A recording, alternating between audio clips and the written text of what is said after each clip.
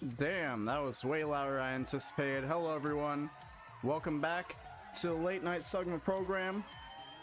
It is time. It is the finale of Season 2. Thank you so much for coming out, everybody. And that's the whole show. Anyways. Alright, what's good, everybody? Welcome to all the, Milky Puff. What is your fan base called? Because that's who's here. That's just kind of how it happens. Milky Puff will be on the show later, but right now we got stuff we gotta talk about. First off, we gotta do the tradition. The tradition of what we do here. And that means we gotta spin the wheel. First and foremost. We gotta do that. The nerds? That's unfortunate. Isn't there someone else who calls their fans the nerds? I feel like that's a thing. Like Bill Gates or some shit. Let's see. Rich Piana.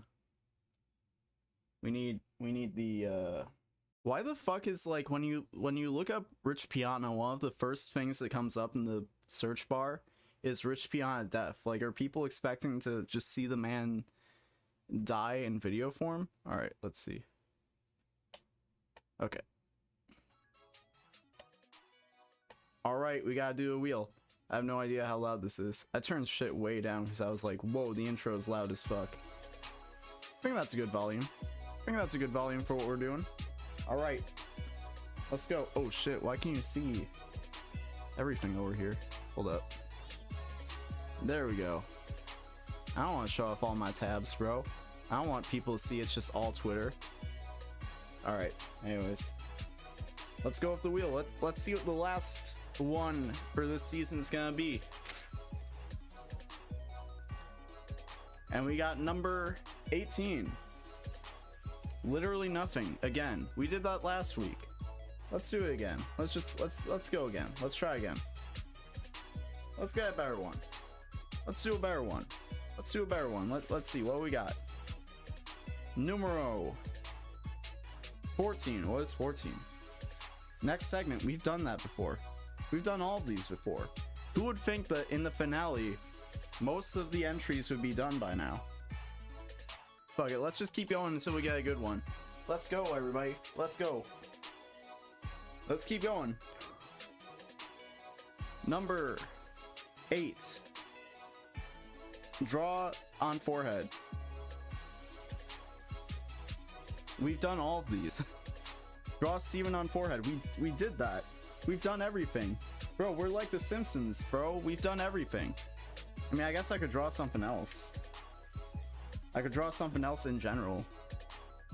We've done everything. 19. What is 19? Draw Bart Simpson. Bro, we literally already did that. Oh my god, bro. We've done all of these. Bro, am I out of content? I think I'm just straight up out of content, bro. Alright, this one's gotta be a different one for sure. Number 6. Post on Instagram. Alright. Post it on Instagram. I don't have a good way to, like, show this, though, on the stream itself. Post on Instagram? What am I gonna post on Instagram? Everyone who doesn't follow me on Instagram, I think everyone here follows me on Instagram. Post it on Instagram. Hold up, let's get that uploaded. Let's get that in there. Let's get that in there, bro. Ah, shit. I refreshed and that went away. Okay, hold on. Draw your favorite Twice idol on your forehead. I can't do that on my forehead. I can't. There's not enough room. I could write that on my forehead, but listen, I don't know. I don't. All right, look. Here we go, y'all. Here we go. Here we go. Or even my scenes anymore. There we go. Post it on Instagram. We did it. We did it, everybody. Oh, I'm sorry, Milky Puff. I'm sorry, Milky Puff. Is mentioning twice here, is that triggering you? Is that making you upset? Is free speech here? Is that an issue here? Is that an issue here? Well, guess what? We're gonna talk about twice. Okada follows Gio on Instagram. Okada, the greatest wrestler in the world, is following Gio on Instagram, confirmed once. He is confirmed to be a once. We gotta do this right. Hold on. I think I won't get DMCA'd for this. Kazuchika Okada, confirmed, follows Gio on Instagram. He is a once. The greatest wrestler in the world. Listen, BTS Army has John Cena. Well, guess what? Twice has Okada. And guess what? John Cena is too busy being a cuck to Vince McMahon to go and wrestle Tanahashi in New Japan. So listen, until he does that, I'm not going to acknowledge his status as one of the greatest of all time. The way that I acknowledge his status, because how many times has Okada wrestled Tanahashi? Many times. How many times has Okada followed someone on Twice? At least on Twice. How many times has Okada followed someone from Twice on Instagram? At least once. I DM'd John Cena months ago when he followed me on Twitter asking if he stands Twice. He never responded. But look who did respond. Kazuchika Okada, the Rainmaker himself. And speaking of Twice, wait, do I not have it pulled up? What the fuck? Alright, hold on. Hold on. I thought I had something pulled up real quick. Hold on. Listen, I've only been doing this for what, 10 weeks now? You'd think I'd have my shit together, but as we can see. Boys, girls, NBs, listen. We have a new goal for this talk show. If Stephen Colbert can have Twice on, so can we. I believe in ourselves. I believe in ourselves to be able to do that. We're going to, one day, we will make this show a household name enough to be graced by the One True Nine. That's what's going to happen. And I just had to acknowledge that. Alright, anyways, let's get into the meaty stuff. Okay, where am I? Alright, most of this is just going to be me talking about Twitter. I believe Prage, what? Oh, that's an emote that I don't have on my thing. Because, like, I should really do, like, the third-party emotes in here. I never got around to doing that. I should really... That's something I should probably do for Season 3. Anyways. So, this week... Oh, yeah, I was gonna pull that up before the show started. I was gonna look up, because we have live updates on this. So, the thing is... This past week in WWE, and the thing is this isn't just wrestling, this is like a labor thing in general. Hold on, let's look up this. So Sasha Banks, the cousin of Snoop Dogg, and Naomi. No bits either, so that sucks. The reason we don't have bits here is because I'm not an affiliate, and the reason I'm not an affiliate is because I'm not going to make enough money for it to be worth it for me to be putting ads on my stream.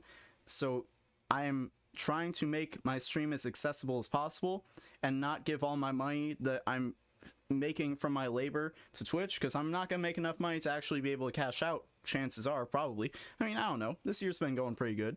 Maybe that would be a thing. But either way, I don't want to even, like... I don't even want to risk it, bro. I don't even want to play around with that. I don't want my money going to the richest man in the world. For the money from my labor. Well, I don't make any money. Okay, so, like, basically... Naomi and Sasha Banks, two major stars in WWE, two major stars in pop culture in general, Beyonce's favorite wrestler, Snoop Dogg's cousin. What about a donation link? Ask me again in Season 3. They have been doing this thing where they're trying to elevate. You see, in wrestling, a championship doesn't make a wrestler makes a championship. And they got the women's tag team championships, and they're like, listen, we want these to mean something if we're going to hold them. We want these championships to mean something, and we need to be presented in a way, if that's going to happen. If we're going to be the champs, we have to be presented in a way that makes these belts look good. And it's not just about them.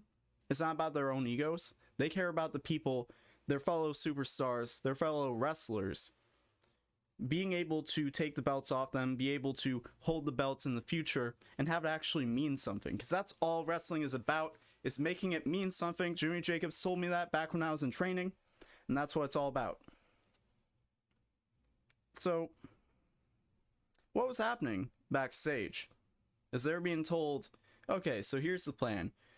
For the next pay-per-view, we're going to split you guys up, and we're going to have each of you challenge the singles women's championship for Raw and SmackDown, and you're both going to lose, and then you're just going to go back to what you were doing. And they're like, what the fuck? Then we're going to look weak as hell. That's going to make the championships look... You're basically saying that the tag team championships are second to singles belts. And they were like, we don't want to do that. Like, that's disrespectful to the championships. That's disrespectful to the division. And they're like, WWE was like, well, fuck, shit, oh well. So what they did was they took their championships, they went into the head of talent relations office, they put their championships down on the on his desk, and they left. They walked out, they went home, and WWE was like, what the fuck? They were upset because, listen, they were mad that these workers, because listen, I'm gonna give y'all the rundown real quick. WWE does everything possible to exploit the people working for them. They do not contract them. They don't hire them as actual employees. Nobody is actually an employee of WWE if they're an on-screen personality. Maybe the commentators, but the actual wrestlers are independent contractors. The reason why they do this is they don't have to give them insurance. They don't have to give them any benefits, really. And also, like, even though they're independent contractors, they aren't actually being given the freedom to work wherever they want. They still have to work exclusively with WWE. They can't really take outside deals unless they go through WWE. So that includes, like, sponsorships, advertisements, anything like that. They can't do it unless it goes through corporate. Did they drop the contractors that tried to stream on? I don't remember exactly what happened with that. I think what it is like they have to give their earnings to WWE. I think that's what ended up happening. It was something like that. I think what it was like they have to give their earnings to WWE, and they aren't allowed to actually portray, like, they have to make like a separate brand for Twitch. So, like, for example, AJ Styles can't stream as AJ Styles. He has to stream like under his real name or under a different name or some shit like that. So, like, yeah, that's another example where they had a bunch of people who were doing stuff on Twitch on the side, and they were like, nope, you can't do that. So that was a big thing. And, like, here's the thing. I can't really find any evidence of this. I'm trying to find, like, clips or whatever, but, like, apparently, because tonight they announced officially that they're suspended for what they did. Apparently on commentary, they were just, like, burying them. They were just, like, talking all sorts of shit, being like, I was gonna try and find a clip prior, but yeah, I can't find anything. Apparently on commentary, because they just announced this, like, literally right before I went live, and they were like, yeah, they're suspended, they let down their fellow wrestlers, and honestly, bro, fuck WWE for that shit. It's literally, they're petty bitches. They're being petty because people who worked under them were not happy with them. And the thing is wrestling is in a great spot right now. Wrestling in general is in a great spot right now for the first time in the last 20 years. If you are a wrestler, you don't have to work for WWE. It was a thing for a long time. If you want to be a wrestler and actually make a living, you have to go to WWE. Or you can go to Japan and work full-time in New Japan, do apparently, like, Noah and DDT and TJPW and all them apparently pay very well compared to, like, most American indies. So, like, you can do that. But most people didn't want to do that because, like, until, like, a couple of years ago, Japanese wrestling was pretty off the grid compared to most of the wrestling landscape. Aside from the fact that, like, wrestling in Japan is, like, if you can get over in Japan, if you can be, like, a top guy in Japan, you're considered a legend for life. Like, guys like Stan Hansen, what was that one guy's name? I can't remember. Not helping my point, but listen, like, yeah, guys like Kobashi, Misawa, like those guys are legends for life because of the work they did in Japan, and that's like a perfect example. But like now, it's not even like that. It's not even like you're not just like a legend with the hardcore guys or a legend in Japan. Like if you're like Okada, if you're Tanahashi, you're a legend across the world. So you can go and do it. You can be a Kenny Omega, where you can go and be like a big guy in Japan, and then come over and work for a company like AEW, and now actually build up to the point where it's like now that company AEW is actually competition. Yo, people come on my stream and talk about Japanese wrestling. I had no idea, bro. Wrestling in Japan is huge. Listen, there is so much wrestling in Japan that's like insane. And perfect example, Sasha Banks is friends with a lot of the girls in Stardom, a lot of the girls in TJPW. She can go to Japan. Like in fact, the last time she did like a bit of a walkout, because like, here's the funny thing. Sasha Banks has had multiple incidents like this, and a lot of people shit on her for it. I'm not gonna shit, bro. Walking out on a $1 billion company because they're treating you like shit, I'm never going to hate on someone for that. Are you fucking kidding me, dude? Like, and it was basically the same thing last time, where they had this whole thing where they were being told that, you know, when she was with Bayley, they were going to be tag team champions, they were going to make them look strong, they were going to make the belts look strong. Then they didn't, and Sasha was like, I'm not going to come into work anymore. I might not even re-sign. And she ended up re-signing apparently a fat contract, and in that time when she was like, yeah, I'm not coming to work, she went over to Japan and she was wrestling with the girls in Stardom in their dojo. So that's but like the point is like we're at a point in wrestling where WWE is freaking the fuck out because they realize they can't treat people like shit anymore. And I think that what we're seeing right now is they're trying to really hammer in the facts that, like, you know, fuck these two in particular, because they're actually calling our bluff on shit, and they know that they can go anywhere else and be fine. They know that they have options. But like, here's a perfect example. Matt Cardona, formerly known as Zack Ryder, who was an edgehead. He was a lower to mid card guy his entire run with WWE. I can't talk right now. He decided to chime in. He decided to say, if I could go back in time, the night I was pushed off the stage in a wheelchair on Raw, context, he had gone and made his own YouTube show, got himself over with the fans when he was like literally like the lowest guy on the card. He got beat by everybody on the card. Everyone who was in the company at that time had a win over Zack Ryder. He was a complete joke. He went online, he did a YouTube show, got himself over, and he had like a quick run with the US Championship. He had a little bit of success. It was reflected in his booking a little bit. And then they put him in this angle where he got hurt. And then he was just being humiliated. He was being thrown off the stage by Kane. And he said if he could go back in time, I should have walked into Johnny Ace's office, placed my neck brace on the table, and walked out because I wasn't being respected enough as Internet Champion. And he was doing this as a tongue-in-cheek thing. To be like, oh my god, like, I can't believe, like, you know, if everyone could do this, like, I would have done it.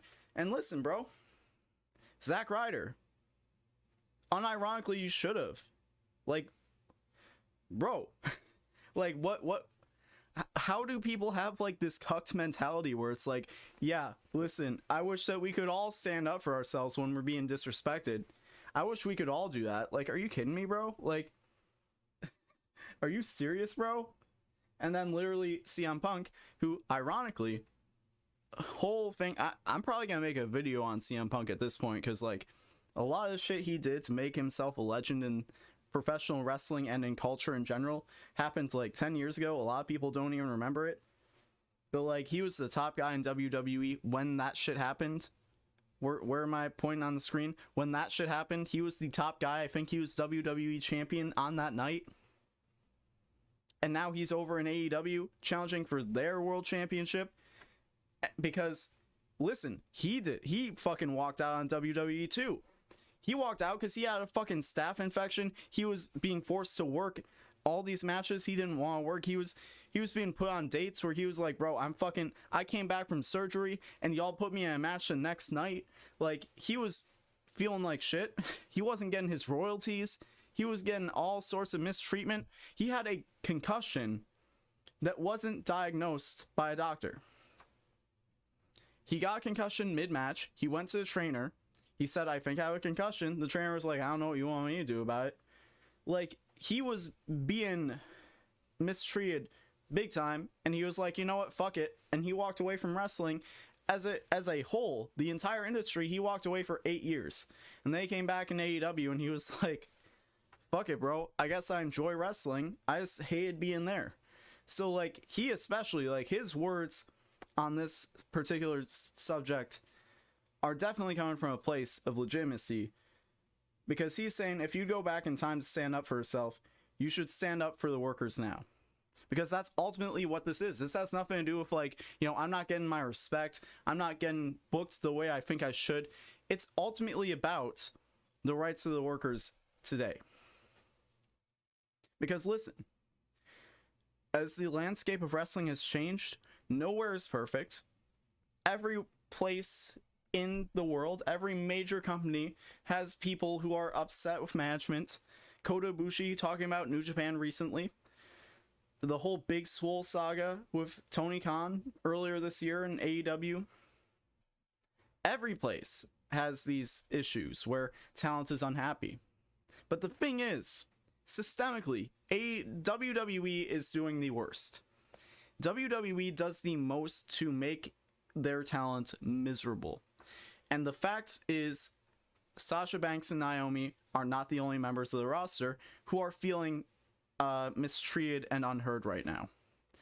But they're the only ones who had the balls to walk into Johnny Ace's office and say, fuck your championship, fuck your TV show, we're going home. They're the only ones who had the balls to do it. And this is an absolutely cucked take by Matt Cardona, formerly known as formerly known as Zack Ryder. This is a cucked take by being like, oh man, like, you know, I wish I could have done that. Yeah, you fucking should have. And the reason why you didn't is because you were a bitch, bro. I'm sorry. Like, how about you take a fucking note from CM Punk and support the people who are actually doing the shit that you didn't have the balls to do. That's all I'm saying, bro. And the thing is like, whenever this happens, I'm not gonna lie, the fact that Naomi and Sasha Banks are two black women, plenty of people are going to have plenty of things to say regarding them being, them overreacting, them being overly emotional, them being entitled, because that's the world that we live in, unfortunately. And to those people, I say, fuck you. Who the fuck are you? Are you Sasha Banks? Like, I'm sorry, but like, Sasha Banks is an international star at this point. Bro, Sasha Banks was in Mandalorian. She was in fucking Star Wars, bro. Naomi is Beyonce's favorite wrestler. Do you know what that means? Do you understand what it means to be Beyonce's favorite wrestler? Beyonce. Beyonce has more power than Joe Biden. Do y'all understand that? Like, most sovereign nations, their leaders do not have the same amount of social power as Beyonce. And y'all are gonna just, like, act like her fucking favorite wrestler has no... And Naomi especially, like, Naomi has been over as fuck with the fans. She has been performing at a high level for years. She has one single title to show for it. Like, whenever she comes out and gets, like, a huge, massive support, it goes nowhere. So listen, at this point, yeah, fucking walk out, bro. Who gives a fuck about Vince McMahon and his fucking $1 billion? Like, who gives a fuck if they go on commentary the fucking next show and start burying you and saying, like, you're selfish and you're laying down the locker room? Who gives a fuck? Fuck them, bro. Listen, we here at the Late Night Sugma program stand with Sasha Banks and Naomi because this is not just a wrestling issue. This is not about ego. This is ultimately about workers' rights, and that's what we're here for. we support labor. We support labor movements because, listen, that's the ultimate way to equality, and the way to democracy in the workplace is how you fight against oppression in the world. That's just how it goes. Democracy in the workplace and autonomy in the workplace is one of the most important power structures that needs to be respected. That is one of the most important things in any type of social movement. And speaking of social movements, we here at the Late Night Sugma program also drink Pepsi instead of Coke, because Pepsi ain't racist. And if you know what I'm referencing, then nice, because I'm referencing Atlanta, where I should be going in this next week. I don't know, MomoCon has not announced us yet as guests for MomoCon. They should be soon. That's not entirely my department. I've talked to Kevin about it. Soon we should be getting on there. We should be in Atlanta this next week. That's part of the reason why the show is ending this week, because if you're in this next week, a week from now, I should be on a panel in Atlanta. But also, whenever I talk to Kevin about anything, whenever I talk to Vox about, like, anytime I message him, he always makes a point to mention Atlanta and what they're doing this season. Atlanta, for those of you who do not know, is a city in Georgia. But it's also a TV show by the actor Donald Glover, who is also the rapper, musician, singer, songwriter known as Childish Gambino. Hold on. Why do I not know how to use a computer? Coke headquarters in Atlanta too. Yeah. Listen, that's if there's one thing I hate about going to MomoCon, which there aren't many things. MomoCon is a great convention. It's one of my favorite conventions to go to. If there's one thing I hate, you can never find Pepsi anywhere. It's just not possible, because Coke headquarters is down there, so they just, like, cleanse the entire city of any place that sells Pepsi. It's crazy. But they did have a line, because, and, like, I'm about halfway through the season, because, like, Kevin kept mentioning it, and I was like, fuck, I gotta get on that. It's almost over. I think the season is done. I think all the episodes are out. I'm about halfway through either way. So I was like, yeah, I guess it's time to catch up if all the episodes are out. So I started watching it today, and a big theme within this, I've never been to a convention. I just turned 26 and now I hate myself. That's no reason to hate yourself. In fact, a lot of conventions suck, honestly. Like, MomoCon is like an exception. It's one of the few conventions that's actually really fun to go to. A lot of conventions suck. Like, I'm gonna just be honest. But, a common theme in this season seems to be white guilt. And there was a scene where, in an episode, where a Korean woman mentioned to Darius, one of Ern's friends, Donald Glover's character, she thought that he was hitting on her because he approached her, which is like a normal thing that, like, attractive women tend to assume if you approach them. They're like, oh my god, you're hitting on me. And then they're like, wait. You know, and then, like, you make it clear that you weren't. And then you make your actual intentions known, and they're like, oh my god, I'm so sorry, I didn't, you know, like, it's just a normal thing. But she made a point to mention, like, oh yeah, no, I'm sorry, I'm just used to black guys hitting on me. Which is, like, a little weird. But, like, they made a joke about it, like, back and forth between the two of them. But the thing is like, this was at, like, a high-class party. This was, like, a billionaire's, like, penthouse or whatever. And then, like, some white people came up to Darius and they're like, yeah, man, I heard what she said to you. That was completely unacceptable. And, like, they started, like, hyping it up more and more. And then they just started, like, attacking one of the only people of color at the party over racism, because she was Korean. And they're like, yeah, like, I can't believe she said that. And they just, like, took it upon themselves to be like, oh my god, we have to do something about this. And, like, the whole time, homie was just sitting there like, bro, she didn't say anything that was, like, that bad. Like, she said it might have been, like, a little bit of a microaggression, but, like, it's not that deep. And they were like, I cannot believe she said that. Like, they were making a huge deal about it. And then, like, they all go, like, chase her down or whatever. And then like a dude comes and sits down with Darius, and it's like a brown dude, and he's like, yeah, that's white guilt. And he's like, yo man, we're in Europe. I thought that like racism wasn't like that. I thought it was like classism. And then he's like, listen dog, capitalism, racism, it all goes together. If you see it, if you're in a place where you can buy a Coke, chances are there's racism. And he was like, well, what about Taco Bell? Would that also apply to Taco Bell? And they're like, nah, they serve Pepsi. There's no racism in Pepsi. So that's exactly why the official drink of the late night Sugma program is Pepsi. But I do want to mention in the abstract a little bit. I'm trying not to spoil too much. That was a little bit of a spoiler. Spoiler warning. After the fact. I do want to mention the next episode, because they're doing this thing this season where they're doing like anthology episode, or not even like, it's just like dedicated episodes to tell a completely isolated story. And there was an episode about reparations.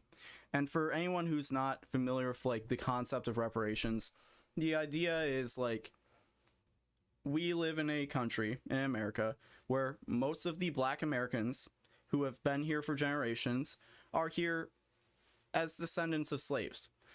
And as a result, you look at like the average white person who's been here for X amount of generations, the average Black person who's been here for X amount of generations, there's a generational wealth gap where a lot of Black people 140 years ago, Black families, had to start from scratch. And as a result, like a lot of social justice groups, a lot of social movements advocate around like social movements around race. They advocate for reparations for Black Americans. And the thing is like, the issue that comes up is whenever you mention that, the idea ultimately turns into, so they want white people to give money to Black people as like a apology. And that's how a lot of white Americans see the concept of reparations. And that's essentially how like this little story played out, because like Atlanta has a very has a habit of getting into like very surreal stories, and like it's not always grounded to reality. And this was a misstep, I feel like. Not through the facts that they had, I appreciate the fact that they had the audacity to even touch the topic, because it's a very touchy topic, but I feel like the problem is they end up affirming the misconceptions a lot of white people have around reparations. I feel like that's kind of the issue. It's like, it basically just showed like what white people think reparations is going to be, and it didn't really do anything to challenge that. You know, I'm getting sick of this trend of acting like a victim while also being racist. I had a coworker acted like an entitled snowflake when I asked him to put his phone down during work. I don't know what that has to do with race, but okay. But like, the thing is like, okay, so realistically, the way that reparations would work, and the way that a lot of people advocate for them to be have them implemented, is through systemic, like a systemic thing. Because think about it like this, right? Your average like Jimbo, who is probably a descendant of slave owners, who lives in Kentucky, and that was for the other thing you were talking about. I don't know how it relates, but also I don't fully remember the context of what I was saying, so like, yeah. Point is like your average Jimbo who lives in the backwoods of Kentucky in a shack with like his 6 kids and his wife who has another kid on the way. Like, do you think that like going to him and being like, hey yo, your family owned slaves 140 years ago, can you you know, give like reparations to these Black people who are the descendants of the slaves that your family owned? They're not gonna get their money. Like, what makes a lot more sense is to take money through taxes. You ultimately tax the people at the top, tax the Rockefellers, the Kochs, the Kissingers, all these very wealthy white men, very wealthy white families.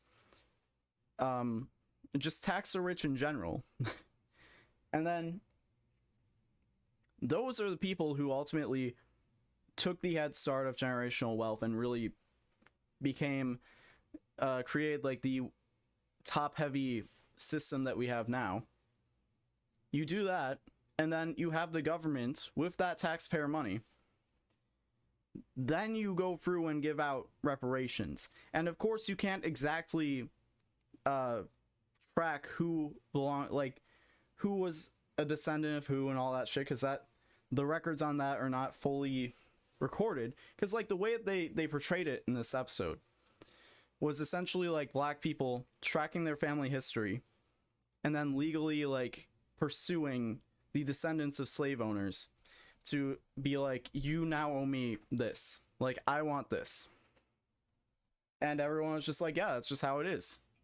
And people were like being really white guilty about it. They were like, nah, listen dude, like this is what they deserve, you know, like black people have been under, you know, the boot of racism, and they have all this generational trauma. It's what they deserve. Of course I should get. And like, listen, that's the attitude that has created racism in this country, is like preying on those fears.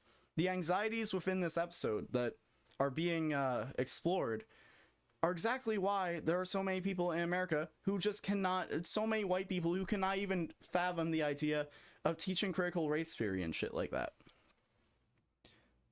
And it's like,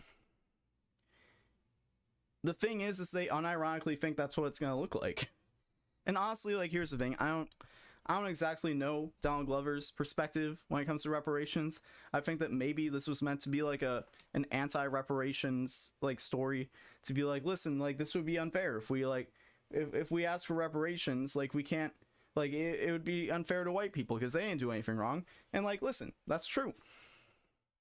That's true. To go to like the grandson of a slave owner, like listen, Anderson Cooper, he did like a fucking DNA test, found out that his great grandfather was a slave owner, found out that one of the slaves literally like beat him to death with a farming hoe, and he was like, good, like great. And the guy like doing the test was like, what do you mean great? And he's like, yeah, he deserved it. Like what the, he owned slaves. Like, yeah, I'm not gonna be upset to hear like, yeah, he got brutally murdered by one of his slaves. Yeah, he fucking deserved it, bro. Like a lot of the people who are descendants of slave owners, for one, do not have the capital to actually pay out reparations like that on like an individual level. That shit has to be systemic. And also, do you honestly expect every black person to go back through their family tree? A lot of time that shit isn't available to them, the same way a lot of Native Americans can't trace back their family tree because genocide and shit. Like, that's just not how it works. Like, they aren't gonna go through their family tree and be like, you owned my great-great-grandfather, now you owe me money. That's not how it's gonna work. And ultimately, a lot of the pitches for reparations I've seen aren't even based on race. It's usually just through like aggressive like redistribution of wealth, which I'm all for. And like, if anything, it's mostly going to be through investing in marginalized communities, like predominantly black communities, giving them better infrastructure, giving them, because like, dude, listen, Detroit is one of the most segregated cities, most segregated metropolitan areas in the entire country. The roads across the entire area are not good, but if you go down to like 8 Mile and shit, if you go down to like the actual like the ghettos and shit where the communities are predominantly black, the road, it basically doesn't exist. Like, to go back and be like, okay, we're going to invest in infrastructure, invest in like the public schools, because another thing, the Detroit public schools, absolute garbage. They're a fucking joke. Like, that's how you end up with like not only like the fact that there's like a gap in generational wealth, but just the fact that there's a gap in resources for these communities. The fact that there are so many systemic things going on to keep people of color and even the white people in these communities from moving up the social ladder is completely ridiculous. You know, it's completely, it's aggressive, it's violent, it's mask off. Like, that's the shit that needs to change. And like, that's usually how most people view reparations, is not necessarily through going through on an individual level like the story in Atlanta portrays, but rather by going through on a systemic level and investing in entire communities and giving capital back to people in those communities to help them move up the social ladder, because that's ultimately what reparations are for. It's the idea is to help these communities that don't have the same advantages, because listen, generational wealth is a big advantage. And the fact that like every Black American who has been in America, their family has been in America for generations and generations, they've only had like 2 or 3 generations to build up generational wealth. That's a huge disadvantage. If you Max Berger on Twitter, he does stay on track of how unions are rising and that big corporations trying to union bust them, when Elon Musk is buying Twitter for the purpose of that. The elites are really afraid of change. I mean, I don't think it's even the, like, it's not even about the elites as much as like this whole story that they told is just reinforcing not what elites think, but what the average white American thinks reparations would look like. What they think that, you know, Black Lives Matter and the people who support critical race theory, they think that's what we want. They think that we genuinely, unironically want every white person to do like the fucking, like the meme of like cash apping every Black person you see on Twitter $20 to apologize for racism. That's fucking ridiculous, dude.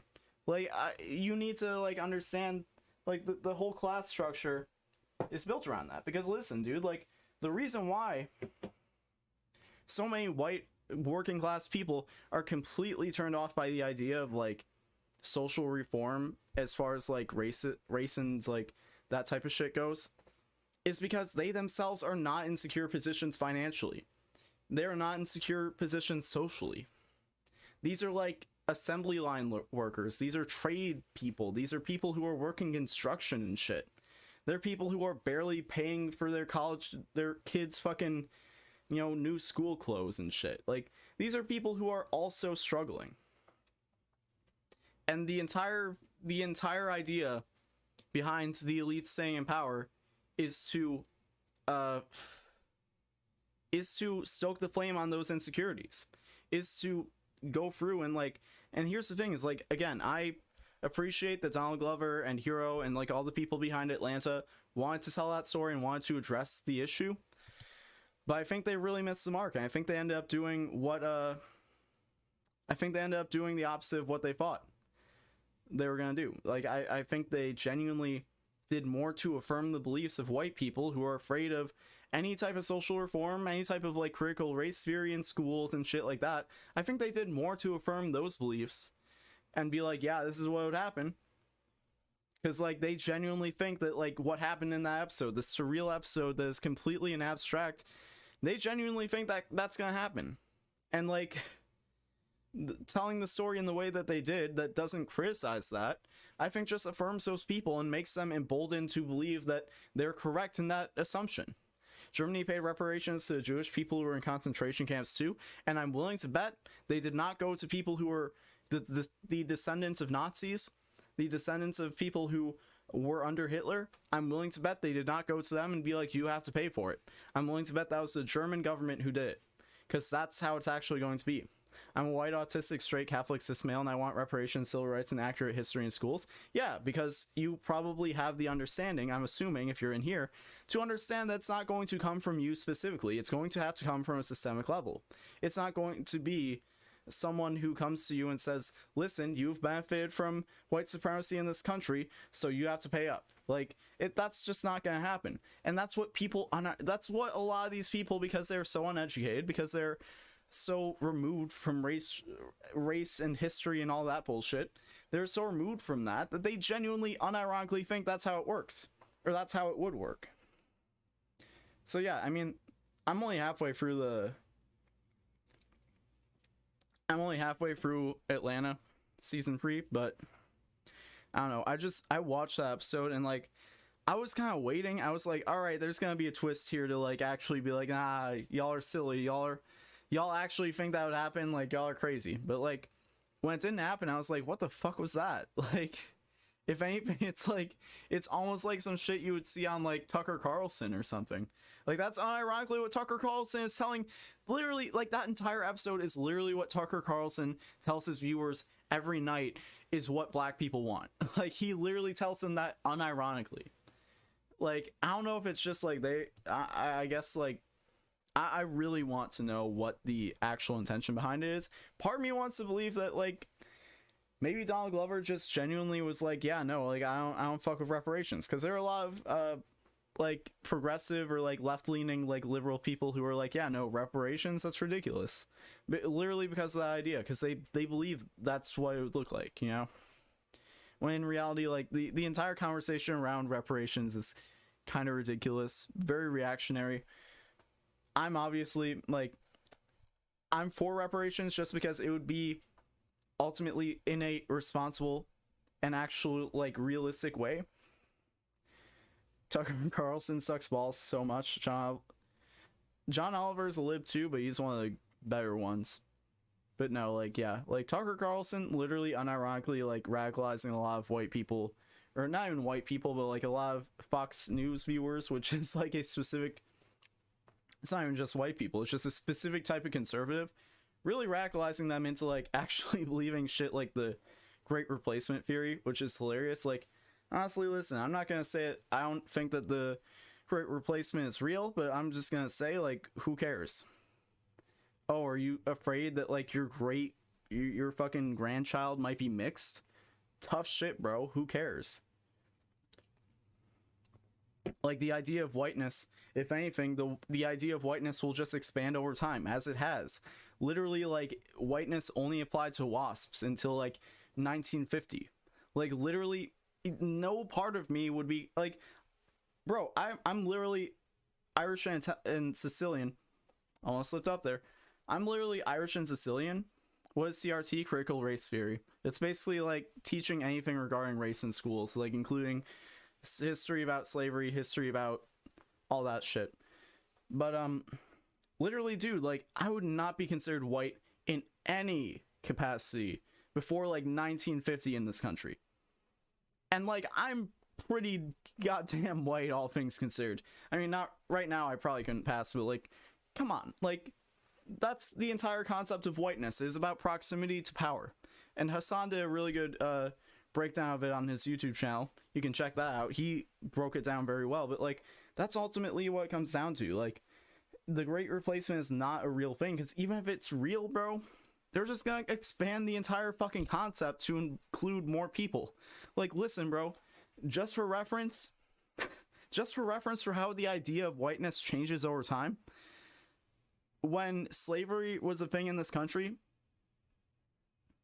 we had the one drop rule, which essentially meant if you had any percentage of your lineage that was not white, you were not considered white.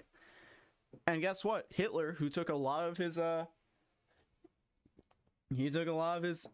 his ideology from that period of time, he looked at that and he was like, whoa, okay, like that's a little too much. Like that's a little too much, because the idea of whiteness, even for someone like Hitler who believes in the Aryan race, which is an extreme like WASP identity ideology, even he was like, nah, like that's, you need a little bit more like of a broad scope to create an in-group, you know, because that's just what happens. That's just how the concept of whiteness evolves over time.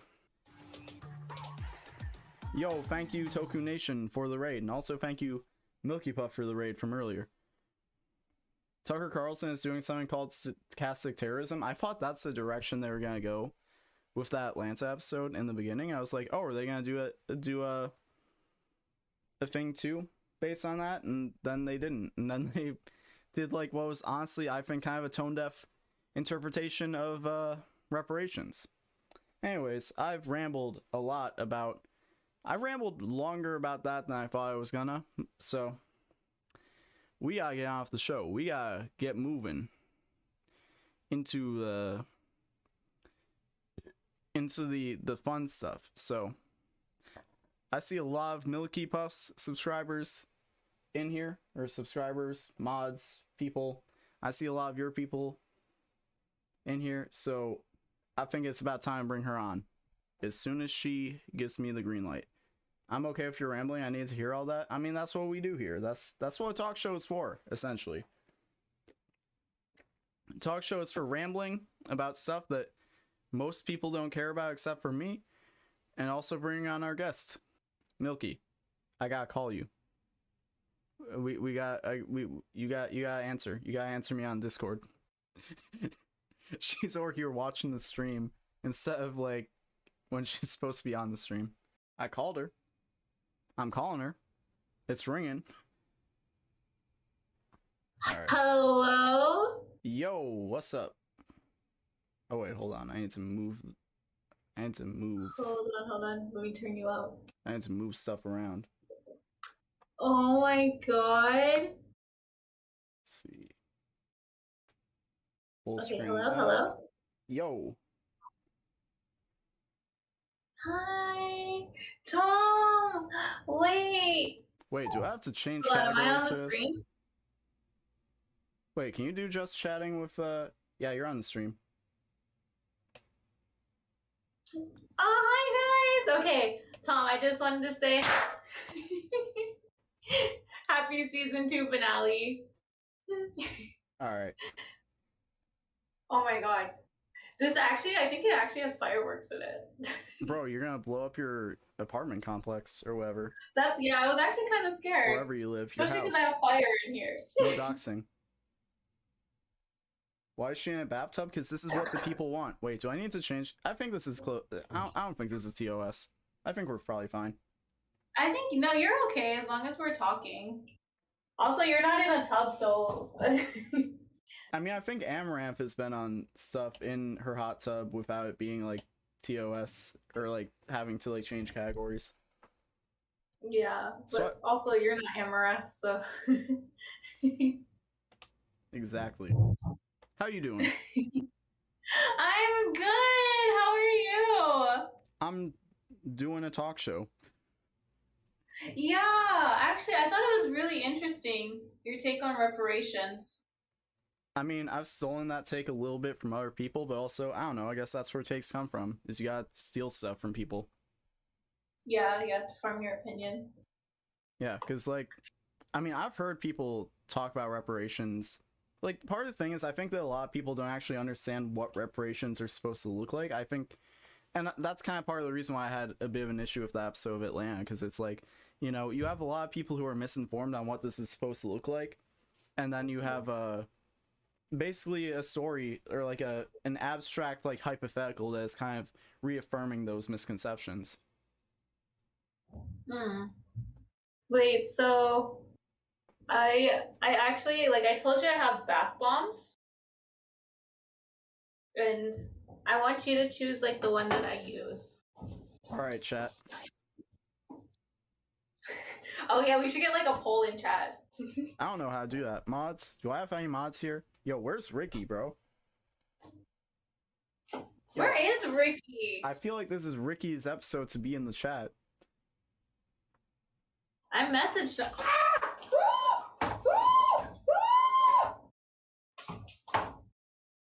It's okay. I hope. Where's my money? I don't owe you money. Toku's black. Oh. Well, I'm Native American, so, like, I don't even know what I get. Wait, Toku, you're Canadian, though. Toku's Canadian. Do we owe him money, too? I mean, I'm also Canadian. In a sense. I mean, listen. As a First Nation person, I don't recognize borders. Yeah, my grandma, who is Native, is from Montreal. So, do you owe him money? For what? How would my family own slaves? Like I said before, literally, like, no part of my ancestry would be considered white in America until, like, 1950. You're right, though. Okay. Wait, what color do you like, Tom? You pick a color and I'll pick, like, all the bath bombs in that color. I don't know, red. Red, okay. There is one called... This one doesn't have a name. Okay. We'll get the mystery one. And Yeah, there's this one called Enchanted. I don't think this is the strangest interview I've done by far. And there's this one called Restore. Most people didn't even want to come on cam. Like I told everyone, I'm like, listen, like you can come on camera, but also like I'm not gonna force anybody to. And they were like, all right, I just won't. And I'm like, oh okay. I hope your viewers increase. I mean, they increased a little bit. I mean, listen, Yay! if anyone sees the thumbnail on this, honestly, I feel like if we did switch categories, we might see an increase. But also, I'm too lazy to do it. My cousins moved to Toronto one time. I hear Toronto is like pretty cool. I heard they're like much more walkable than most of places. Yeah, that's actually where Toku lives. I don't even Okay, know where so- Toronto is. I mean, bro, I can go to Canada right now if I wanted to. That's so cool that you live so close to the border. Yeah, I never do though. Because why would I? What's in Canada? I mean, it's a thing like for people. Like when I was like growing up, like if once you hit 19, everybody goes to Canada for their 19th birthday because you can drink. Hmm. That's pretty cool. Did you? I don't drink. Okay. Wait, when was the last time you went there then? The last time I went to Canada was like a long ass time ago. That was when I was a kid. That was when my great grandma was still alive and went up there to see her family. That was like 100 years ago. 100 years ago? Okay. Gamble? All right. I mean, listen, if we do this and then we also gamble, that'll be hitting all the controversial metas on Twitch. Actually, let's do that. Let's gamble on this stream. I'm not gambling on stream. I'm too small to do that. I'll get canceled. I'm not Trainwrecks. I can't just like bump up my viewership. I'm not XQC. Also, I have a highly addictive personality.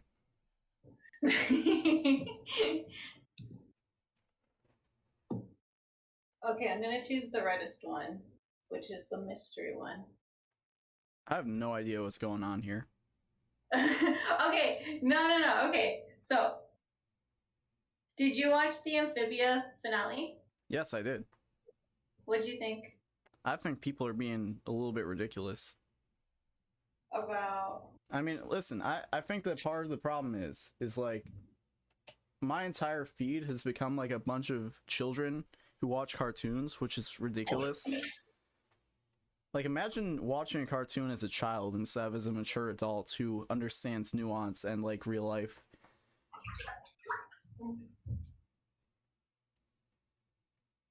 Honestly, that bath bomb from this perspective looks pretty sad. It looks pretty underwhelming. Wait, let me show you. Can you see it? Huh? The lighting's so bad. It's not fizzing. It kind of just like went to the bottom.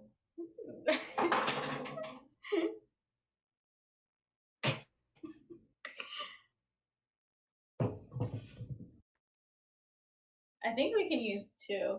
Do you think it's gonna make my bathwater so red it just looks like period blood? I hope not. You know, I probably should have thought about that before I said red. It's just gonna look like Jaws. Don't drop your camera? I mean, hey, I'm just saying, if you do drop your camera, that would be pretty good content. That would make for a pretty good clip. I'd love to get on live stream fails, even though all the big streamers, actually all the big streamers are banned from live stream fails now, so like, might actually get on the front page. Yeah, they're willingly doing it. Why? Because they don't like the toxicity it brings. Yeah, that's true.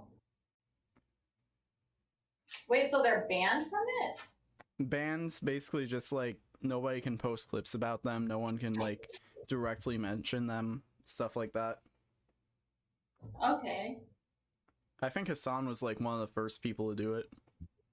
Because he was like, damn, I hate the fact that like certain communities just go on live stream fails to talk shit about me, and then like it goes on like r/all, and then people in general just start to hate on me. Yeah. I mean, but like he's a huge streamer too. Yeah, I feel like he's bound to get hate. I think all your bombs Yeah. are duds. They all kind of just sank to the bottom, and they're just changing the color. I mean, it kind of smells nice, but yeah, they didn't really do much. What are bath bombs even supposed to do? I think they're just supposed to fizz, and then like change the color of the water like really nicely. Like it's supposed to be like a rainbow, right? I thought they were supposed to explode. Yeah, pretty much. They kind of just sank, and they're just melting at the bottom. They fizz and foam up. So, Amphibia. Yeah. Frogs. How'd you feel about the ending? I really liked it, although I don't really like how they kind of cut off Anne and Sprig at the end of it. I mean, that's just how life is. Yeah, but you kind of don't want that to happen with your favorite characters that have built upon the whole series. I don't know. Stuff like that never really gets to me for some reason. Really? Wait, no, I want to know your opinion first. I mean, I felt like it was just realistic to life. Like, people were like, oh my god, I can't believe, like, Anne and Sasha and Marcy all, like, grew apart, and it's like, what the fuck what was gonna happen? Like, they were, like, 13 in the show. Of course they're gonna grow apart. Like, how many... That's true. Yeah. How many people... I thought it was kind of weird that they were, like... How many people in your early 20s do you still talk to from when you were 13? None. Exactly. Yeah, none. I mean, how about you guys? I don't know. I talked to, like, 2, maybe. One of them is Josh, right? You said Josh, like, you knew since elementary school, right? Josh would be one, but even then, like... I don't know, that's like a very specific circumstance. Because, like, if he didn't work with me, if he wasn't working for the roundtable, would I still talk to him? Probably not. True, yeah. I like Josh, though. I kind of like all you guys. You guys are so interesting. God damn. The roundtable bunch, it's like... You're such all a you guys fan. just have, like, such different personalities. You're so parasocial. Oh my god. The lesson from the finale well, what is is this? that... What is this? What are you, Tom? I don't know. A simp. For twice. Exactly, the exact same thing, except worse. That's not parasocial, though. I acknowledge that, like, they're people who I don't know in real life. I just would also die for them.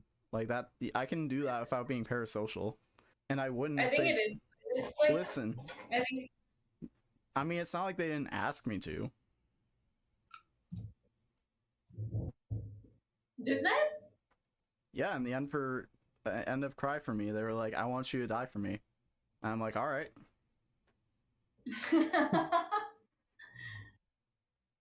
Listen, I'm gonna have twice on the show one day, and then everyone's gonna be sorry. But also happy, because twice. I'd be happy for you. It's gonna happen. Listen, Colbert, watch out, bro. Wait, okay, wait, hold on. Wait, let's get back to the finale, because I actually have a lot I want to say. But Corvette said the lesson from the finale is that we may not keep everything forever, and we may get separate from each other, but that's life, and it's part of change. Yeah. Exactly. Also, Matt Braley is, like, teasing that there might be a sequel series following Sprig and his adventures as an older frog. Oh, yeah, he did kind of tease that, right? Yeah, he's been teasing that on Watch Out, Colbert. Yeah, fucking watch out, Colbert. Listen, bro, you're old. I'm young. I can also be a fucking idiot and talk about politics. You think you're the only one? I'm out here doing it. Listen, bro, Hassan was inspired by Jon Stewart, and now he basically does what Jon Stewart did, but on Twitch. I can do what Colbert did, but on Twitch. I can be the Colbert to Hassan's Jon Stewart. Let's do it. And I'll add nothing to the conversation as I do it. Just like Stephen Colbert did. Other than just, like, making jokes. I actually like your rants, though. You get so passionate about it. I mean, bro, that's just what I think about all day. I mean, listen, bro, I'm in Discord servers with my friends, and half the time we just end up going down talking about shit like that. I end up being a debate, bro. I end up being like, well, you see, you need to understand the systemic circumstances that caused this to happen. And it's like, we're literally talking about, like, bro, I fucking talked about wrestling earlier, and I turned it into a labor issue. Caleb Green said, hey, Milky Puff. Yo, Caleb, welcome. All right, so how long have you been streaming on Twitch? This is a real interview now. How long have you been streaming? Okay.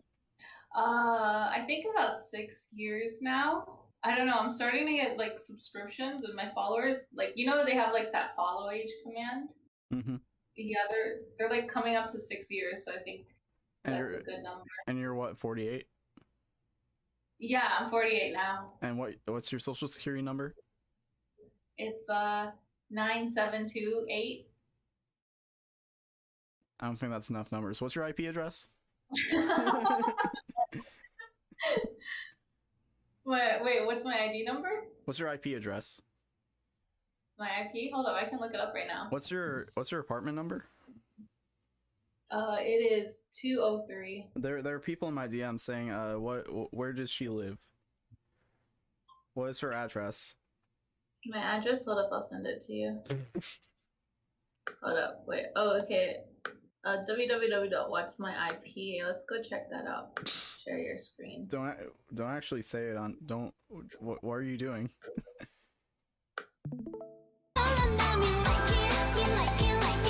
Nope. Wait, no.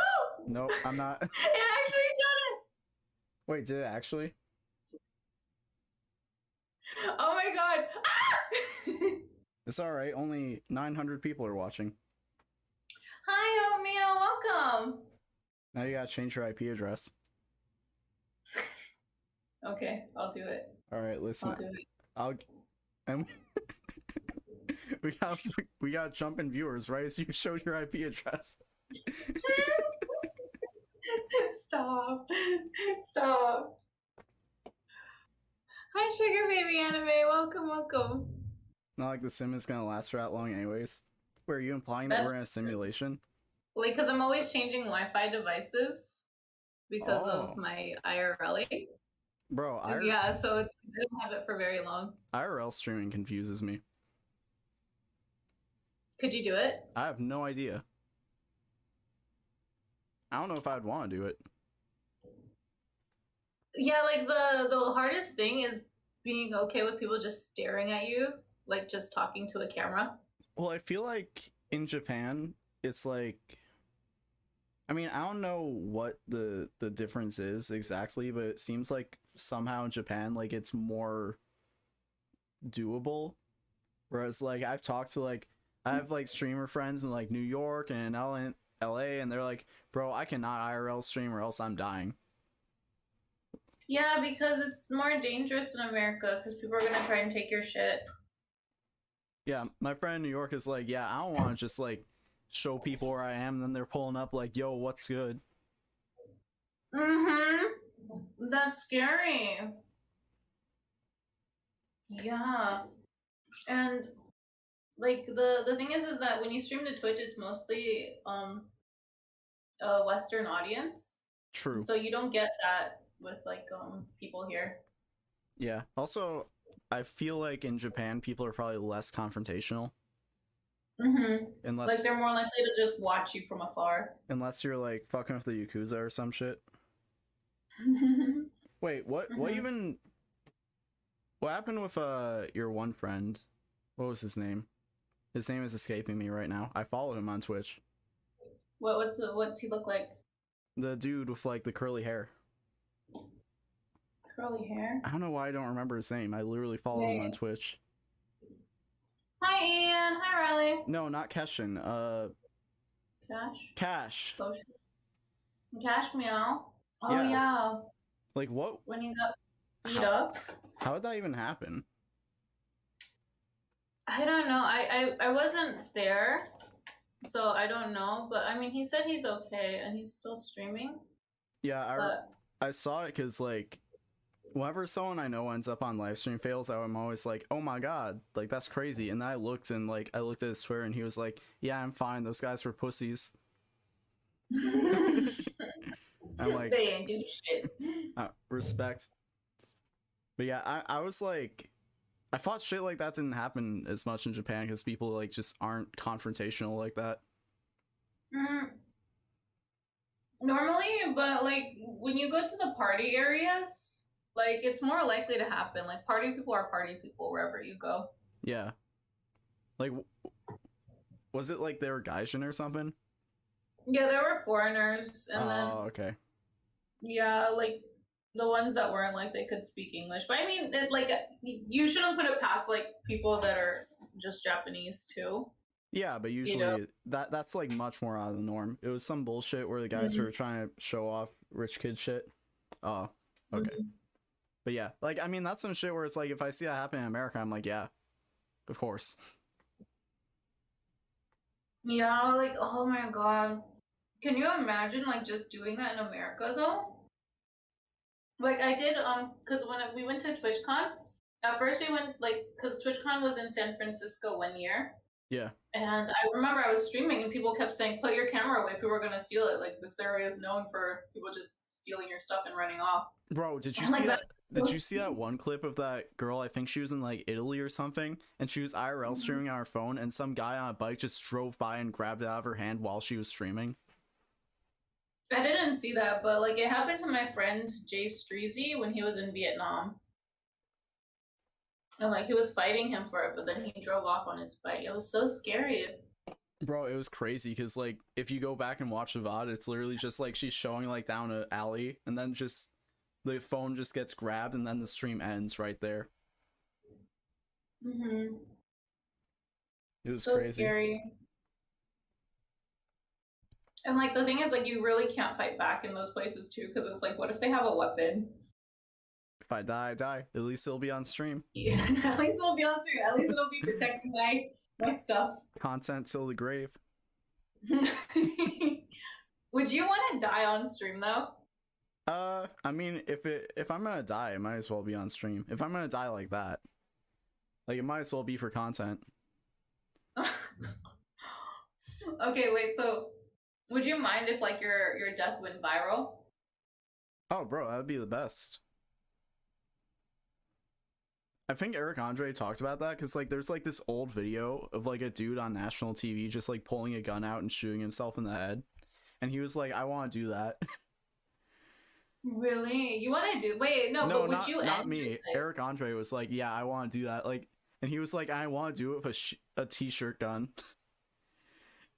He's like, "I want to go out on the Super Bowl. I just want to run out in the field," and everyone's like, "Oh, shoot a t-shirt, man." He's like, "Nope," and then he just puts it in his mouth.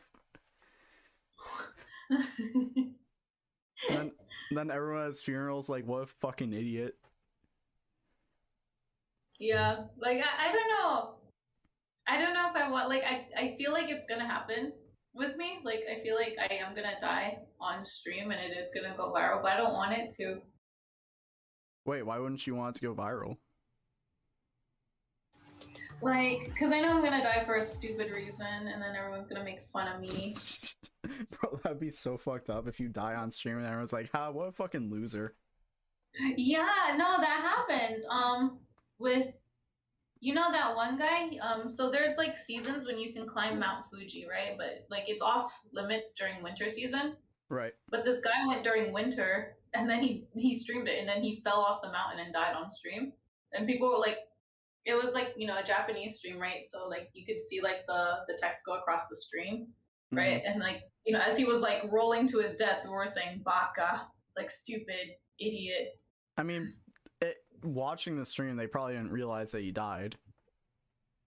Yeah, that's true. Yeah, you can find it online too. It's online. I mean, that's definitely some shit that would happen on Twitter. Is people would be like, you know, streamer dies on like live on stream, and then people are responding like ratio. It's fucked up. Ratio. Bro, that's just Twitter. You can be like, yeah, listen, I lost my entire family today. Like it's been really hard. Like I don't know how to deal with it. And then someone's like, yeah, we'll lose this ratio. And it's like, homie, can you like chill out? Also, thank you Twilight 507 for the follow. Ricky's here. Hi, Ricky. It's about time Ricky showed up. This is literally a stream aimed at you. This is your type of content right here.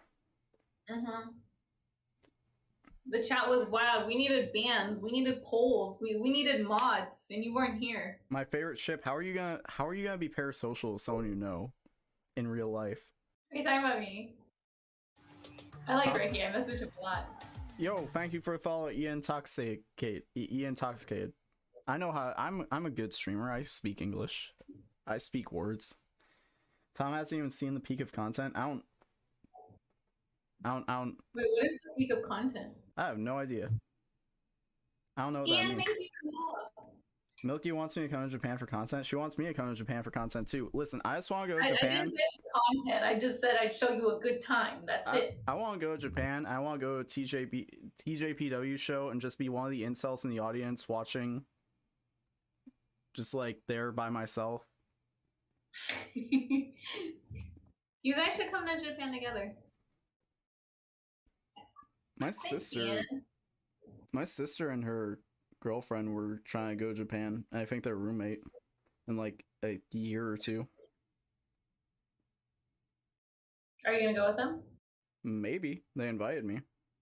I don't have a passport still. I mean, I'm seeing them tomorrow because it was my sister's birthday this week. Everybody say happy birthday to my sister in the chat. Happy birthday, Tom, sister. But yeah, everyone wants to go to Japan because Japan is like cool because we watch anime and we think it's gonna be like that, and then we get there and that's like an actual country with like normal regular people, and then we're like, what the fuck? Yeah, I didn't know Tom had a sister too. They exist. Wait, Ricky, we literally talked about this when you were on. Me having a sister. Is she pretty? They're lesbian and non-binary, and they work that look. I don't know if pretty would be the word. They definitely own their style, I would say that. Can I see them? I mean, I'm not gonna pull them up on stream. They aren't like a public person. Oh, okay, then never mind. They work in a lab at a college hospital. That's really cool. Yeah. I think I'd like Japan more than here. I mean, I probably would, honestly. I mean, listen. I'm not against moving there. I feel like immigration would just be a hassle.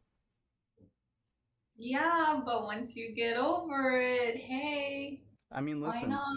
I mean, if all goes south eventually, I would, if content creation as it is now doesn't work out, I wouldn't be against moving to Japan and just like living a simple life.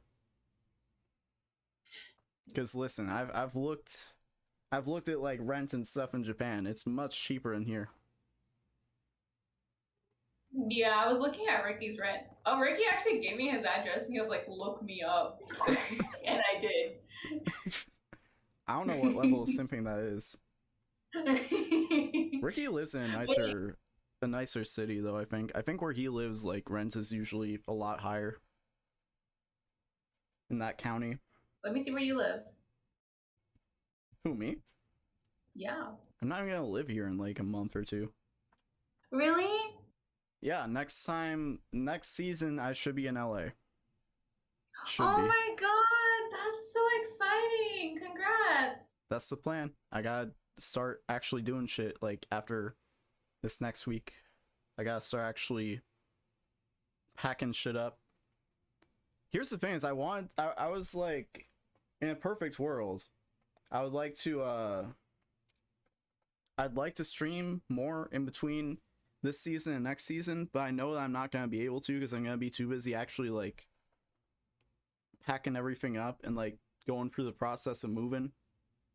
But once I'm there, once I'm in LA, I expect to, with my own place and everything, I want to be like streaming as much as possible. Part of my brain is like, bro, what if you just like set up a camera and you're just streaming 24/7 and it's just always a subathon? I work on stream, I sleep on stream, I eat on stream, I do everything on stream. So you're just not gonna turn off your stream? Nope.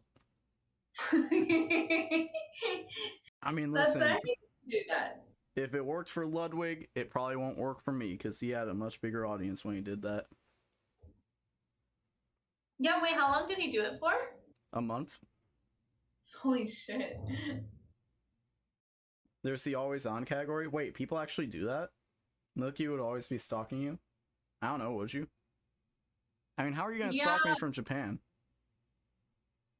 No, I want to like start going to California more because there's like a lot more conventions in California, and I'm like interested in all of them. That's true. Yeah, and I think it'd just be better for cosplaying to just be in California. I mean, everybody ends up going to California eventually for content. Yeah, but like I don't want to move there. Why? Because it's expensive? It's expensive, and then I heard the people there are just like uptight, or what is it? They're snooty. I mean, that's where the content comes in, because you can just be like, "Ayo, fuck you," and then they react. But also, they don't. I've been to, like, the first time I went to LA, and I was just out in public. I tried like trolling people and like just saying shit to get a response out of people, and they just seemed like completely unfazed by it. Like, they were like, yeah, whatever. Really? Yeah, like, I would say, like, wild shit to people, and then they would just be like, oh, you're, like, filming a video or something, aren't you? And, like, I wasn't. I was just being a fucking idiot for no reason. You're filming a video, aren't you? I mean, honestly, like, if you lived in LA and some random person just came up to you and they said, like, something really out of pocket just to get a response out of you, would you not just assume, like, oh, there's, like, a camera somewhere? What the fuck? Yo, do you have a smart? Do you have a smart home? Yeah, it's like a smart tub. So. Oh my god. Yeah, there's this button that can warm up the tub. You're living in the future. It's pretty nice. What the fuck? Always on. It's mostly cartoons and shows. Nice. You know, part of me wants to start a podcast because I noticed that on YouTube, like, there's like podcasts that literally just have like people running like 24/7 like live streams that's just like audio of their podcasts. I'm like, bro, imagine just having a 24/7 audio like broadcasts on YouTube, a 24-hour stream that's just your voice at all times. That sounds like some kind of cult shit. I mean, listen, isn't being a Twitch streamer kind of just being a cult leader in a way? I think so. I mean, listen, here's my point of view on like all content creators. I feel like in order to be a content creator, you have to be at least a little bit of a narcissist. Yeah, that's what scares me. Why? Because I don't want to like manipulate people, especially because like Amber Heard is on the news for being like a major narcissist. I mean, that's not the same. You don't gotta manipulate. I mean, actually, no, you do kind of have to manipulate people to be a content creator. But it's like, you don't have to be malicious about it. I mean, getting people to come into this... I mean, listen, I manipulated people by using your Anne cosplay for the thing, for the graphic, because I'm like, I know my audience, I know that Amphibia just ended, I know if I put you dressed as Anne, people are gonna be like, oh, Amphibia, I should check this out. That's a form of manipulation. We should probably talk more about Amphibia, though. I mean, bro, listen. They were frogs. I don't know what else there is to talk about. And died. Yeah, I thought that was too dramatic, though. You know, I think they could have made it without her dying. Nah, she's dead. She died. That's the end. Everyone was like, yo, Hot Pop's gonna die. Grimes is gonna die. No, Anne dies.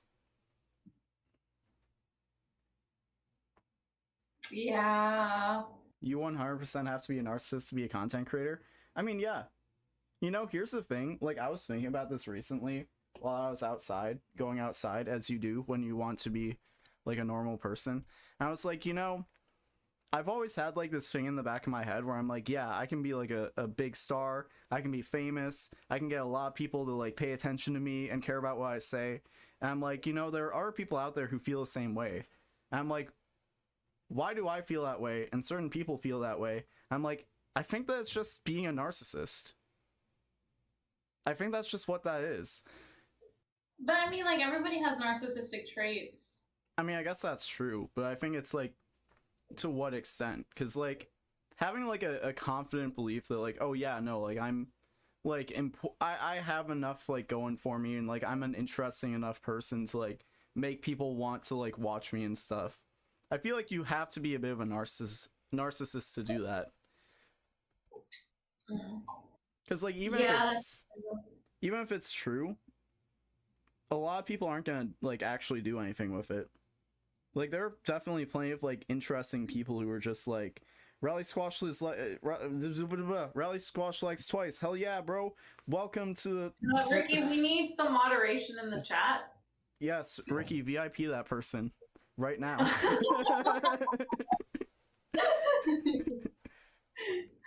Oh my god. Would Rebecca Sugar be a narcissist? No, I don't know. I've only met her once. I can't really say. Was she nice? Yeah, I told her that I almost failed a class because I kept drawing in the back of the class because I watched Steven Universe, and she was like, that's bad. And I was like, but then I took an art class next semester and I was top of my class, and she was like, oh, okay then. She said that's bad that you're failing your class because of her show. I almost failed it, but then I passed, and I took an art class, and then the professor in the exit meeting was like, you're my best student across all my classes. And I'm like, that's cool. And now I don't even draw. Can I see your artwork? See, most of the artwork I have is of naked people, so I don't think I can show that on Twitch. I mean, just cover up the private parts. Listen, that's called life drawing. That's what we do. You know, whenever I hear that that one song that's like "Take Me Home, West Virginia," whatever it is, whenever I hear that, I just think back to my life drawing class where there's this one old guy, and like the models, they could like bring in a playlist and stuff and like play that during the class, because like obviously like you're getting naked and sitting there like completely still in front of a bunch of people, like your comfort is kind of prioritized. And there was just that song on his playlist, and it would play every time. So now I just think of old man penis whenever I hear that song. Oof. Wait, hold on. I got a drawing right here. I drew this like a couple weeks ago. Let me see. All right, chat, let's judge. I drew it like 2 weeks ago. Hold on. Let's see. Maybe I have something over here.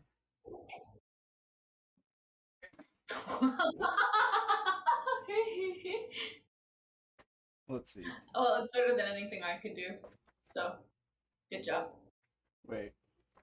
No, this is a different one. Hold on. Where's my old sketchbook?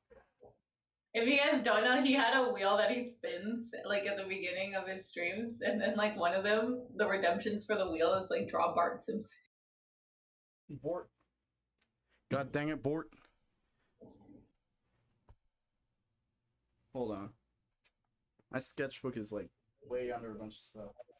I can't hear nothing. Let's see. Imagine playing Tiny Tim music while being an art subject. I mean, that's what they did, bro. Alright, let's see. I think this is... No, this isn't it either. This is like from... This is like early...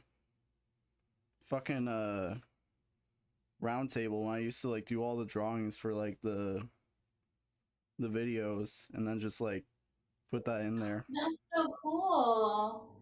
Oh my god. I love Roundtable lore. The Roundtable. Yeah, there's like Teen Titans stuff in here. Were you like the original artist for the Roundtable? Nope. I didn't do official stuff. Listen, like, here's part of the thing is like, I was like the best artist in like my classes in college and stuff. And that's like, we start like working with like... Oh, I love Tara. And then we start like doing stuff with like fucking, whatchamacallit, like, we start hiring actual artists like fucking Bone and Mike Cat SU, who are like legitimately talented and shit, and working on TV shows now because they're so good at fucking art. Well, so you guys have to keep on hiring new ones? No, it's just like, these are the people who I'm around now, where it's like, bro, like, I'm not even like motivated to draw anymore because I'm like, damn, bro, I'm no longer the best. I think you're pretty good. I enjoyed like all your artwork in your original videos. Here's a Venture Brothers picture. I don't know if this ever made it into a video. Also, Sonic is there for some reason. Let's see. Ooh. Oh, that's actually really good. I think that's all that's in here, mostly. You're very good at making proportions. Yeah, it's because I learned how shapes work and like perspective and shit. Which like I learned like the stuff that like most people who are like really high level artists tend to struggle with, which is just like anatomy and perspective. But then like I couldn't constantly draw like I was in college anymore, so then like my skills started to decline. And then I was like, ah shit, now I'm around all these people who are like ridiculously talented.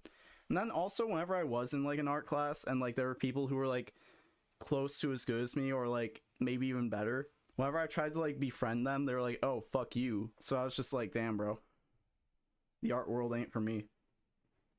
I think your art is good though. I mean, it wasn't even like, I think it was like partly jealousy.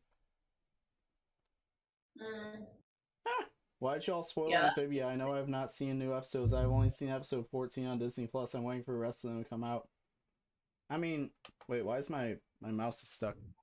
Sorry, Caleb. Listen, we literally said we're about to talk about the Amphibia finale. Sorry, I keep moving. I'm sorry. Wait, here. Actually, wait, no. You can have this corner. You can be up there. There we go. I'll stand at the top. I'm sorry, I keep moving. How dare you? We've already watched them. I mean, listen, I straight up just spoiled Atlanta earlier without giving a spoiler warning. I mean, I spoiled one scene. That's not even like important to the story that much.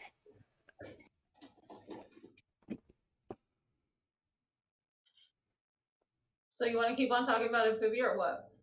Mouse recommendations. I have this mouse. Whatever it is. The Logitech G305. What is Amphibia? Oh yeah, I guess I can like share this anecdote now that like the show is over. Back in like January of 2020, we on the round table, we went to Disney TVA because we were in LA, and like Kevin hit up Matt and he was like, oh yeah, you guys can come by to like hang out and like get like a mini tour and like have lunch. And then like when we got there, like Matt took us back to like the Amphibia like work area, and then like he went back into a room where he was having a meeting like when we got there, and like this was like season 2 or whatever. I don't remember exactly. It was like right after like the like Sasha and Anne like the whole like final scene or whatever. I don't remember what season that was. And then like we go back because like he's like stopping by the meeting room to like talk to the crew real quick, and then like we just see on like the whiteboard like this huge like triangle of like Anne, Marcy, and Sasha, and like Marcy wasn't even like a character in the episodes that we had seen yet, so we were just like I don't think we should be seeing this. Wait, so you guys saw them planning it out? Yeah, like I mean they definitely had like more stuff on there, but it's like we couldn't see it because like we were in the hallway, and then like the whiteboard was like on the other side. That's so cool. But yeah, that wait, was so funny. wait, you just walked in? Wait, you went to, he wanted to give you a tour while he had a meeting going on? No, the meeting was over, and then he came and got us, but like there were still people like in the room like talking after the meeting. And then he like went in to be like, good job guys, great ideas, and then like we just like saw it in there, and there's just like the map on the board of like the Marcy and Sasha like trio, and we were like, huh, that's interesting. We didn't know we didn't know what went back then, but we were like, huh, Marcy like hasn't even been shown in the show like in Amphibia yet. Wait, so this was in season 2? I don't remember. It was I don't remember when it was, like the exact episode or whatever. It was in January of 2020, so wherever it was at that point. That's so cool though. That was funny too. And then like when we got there, like originally we were just supposed to have lunch with Matt, but then Matt was like, "Oh, my friend Dana's gonna join us," and we're like, "Dana Terrace," and he's like, "Yeah," and we're like, "Well." And then it's just so nonchalant. Yeah, he's gonna join us. I think you told me that like you had lunch with them. Yeah, it was cool. That was like 2 years ago, which is like the only reason why I'm mentioning it now. That was like the first. That was like the same week that the first episode of Owl House came out too. Wow. Okay. Yeah. So that was actually a really long time ago, like pre-COVID. Yeah. Really cool. I'm so jealous. Why? Because I wish I had a tour of Amphibia in Disney TVA. I mean, it wasn't even really a tour. It was just like we went there. Like we were just in the room where they do it, like in like the office space, and that was it. That's pretty cool though. Yeah. Also, I'm gonna leak it. They have Mickey Mouse there, like he's a real person, like he's real, and then he just like whips all the workers. Wow. A real and true statement. The workers like him? No.